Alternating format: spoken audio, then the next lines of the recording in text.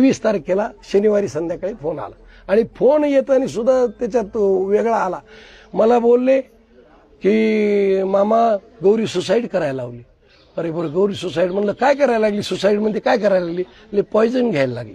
म्हणलं मग गौरीला द्या, आम्हाला येईल सर वाचल, बोलतो तर आम्ही समजून सांगू.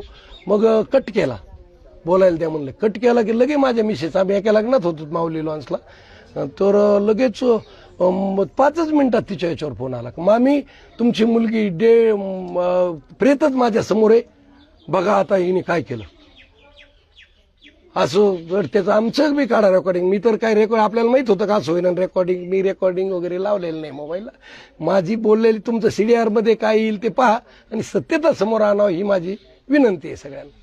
या एकूण संपूर्ण प्रकरणाच्या अनुषंगाने मुख्यमंत्री असतील, पंकजाताई असतील, आता काय मागणी? एवढे दोनच नाही, जे सत्तेत असतील, विरोधी पक्ष असतील, त्यांना मुली आहेत ना साहेब. एकच मला मुलगी आहे का एवढी? सगळे कुणी ज्यांच्या आता सत्ता असेल, जर सत्ताधाऱ्यांनी विरोधक कुणी असेल त्यांनी काम म्हणजे ते मामाला न्याय द्यावा, आमच्या मुलीला न्याय द्यावा, अशी आमची मागणी आहे.